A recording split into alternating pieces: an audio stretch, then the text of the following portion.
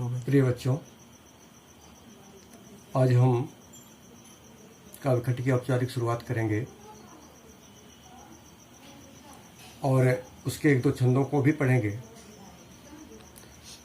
आपको जो प्रमुख रूप से कालखंड पढ़ने हैं, भक्ति काल, रीत काल और आधुनिक काल। भक्ति काल के प्रमुख प्रवृत्तियों में से मैंने बताया था कि सगुण भक्त शाखा, निर्गुण भक्त शाखा। सगुण भक्त शाखा में दो धाराएं हुई, एक राम भक्त शाखा और कृष्ण भक्ति शाखा। आज हम कृष्ण भक्ति शाखा के जो प्रमुख कवि सूरदास जी हैं, जो भगवान श्री कृष्ण के भक्ति को जन जन तक पहुंचाने का प्रयास किए, आज इनके संबंध में जानेंगे। यद्यपि सूरदास का जन्म विवादास्पद है, कई लोग कई स्थानों पर मानते हैं,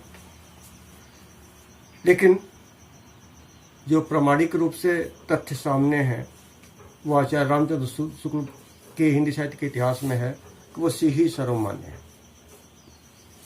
और उनकी 3 रचनाएं हैं, सूरसागर, सूरसारावली, साहित्य लहरी। ऐसा कहा जाता है कि सूरसागर में 1.25 लाख पद थे, लेकिन दुर्भाग्य से आज 8-10 हजार ही पद प्राप्त हैं।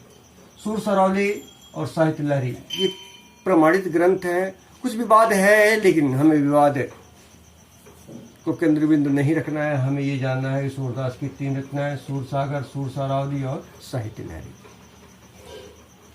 सूरदास जी जन्मान थे या बाद में अंधे हुए, इस संबंध में भी बहुत सी तथ्य हैं, लेकिन हम लोग सूरदास के नाम से ही अनुमान लगाते हैं कि शायद वो अंधे थे।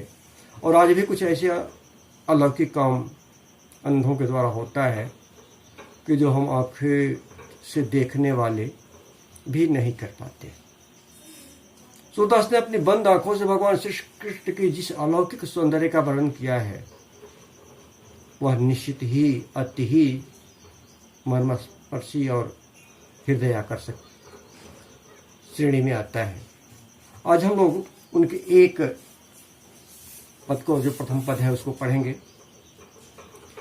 चरण कमल बंदो हरिराय, जाकी कृपा पंगु गिरि लंघे, अंधे को सब कुछ दर्शाए। बहिरो सुने गूंग पुनि बोले, रंक चले सिर छत्र धराए। सूरदास स्वामी करुणा मैं बार बार बंदो तिह पाई। हे भगवान श्री कृष्ण, मैं आपके चरणों की बार बार वंदना करता हूँ। ऐसा सूरदास जी ने ही प्रारंभ में ही कह दिया।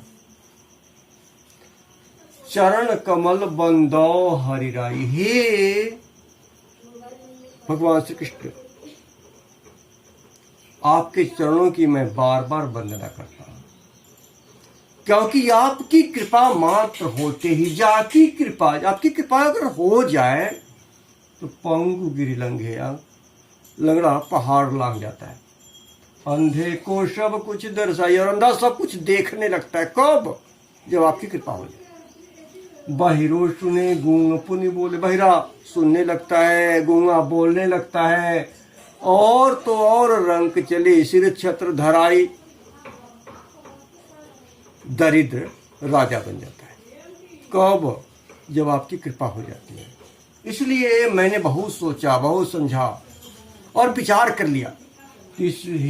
सूरदास जी कहते हैं कि सूरदास स्वामी करुणा में, हे करुणा के सागर, हे दुख दरिद्रता हरने वाले भगवान श्री कृष्ण, आप तो करुणा निधान हैं, आप करुणा के सागर हैं। इसलिए बार बार बंदो तिह पाई, इसलिए आपके चरणों में मैं बार बार वंदना करता हूँ। हे भगवान श्री कृष्ण, हमारे जीवन में जो भी दोष हों, जो भी बुराइयां हों, उनको दूर करें और हमें सद्गति प्रदान करें। हमारी बुराइयों को दूर करें, हम पर सदैव कृपा बनाए रखें। अगर यही अवतरण मान लीजिए आपके पाठ्यक्रम का प्रश्न पत्र में आ जाता है, तो सबसे पहले लिखेंगे अवतरण। अवतरण में जो इसका चरण कमल डट डट करके और बंदो तिह पाई लिखेंगे। इसके बाद संदर्भ लिखेंगे कि प्रस्तुत काव्य अवतरण हमारी पाठ्य पुस्तक हिंदी के श्रेष्ठ काव्य धारा के अग्रणीय कवि महाकवि सूरदास द्वारा लिखित पद शीर्षक से लिया गया। यहां ध्यान रखिए, ये पद सूरदास द्वारा लिखित नहीं है। सूरदास द्वारा लिखित क्या है? सूर सागर, सूर सारावली साहित्य लहरी, ये पद शीर्षक है, इसी से लिया गया, एक शीर्षक दिया गया। इसके बाद इसकी व्याख्या करेंगे जैसा कि अभी बताया। इसके बाद तीसरा नंबर आता है साहित्यिक सौंदर्य का। अभी इसमें किसकी वंदना की गई है? पहले नंबर पे लिखेंगे यहाँ भगवान श्री कृष्ण के चरणों की वंदना की गई है। दूसरा, यहाँ उन भगवान श्री कृष्ण की उदारता का वर्णन किया गया है।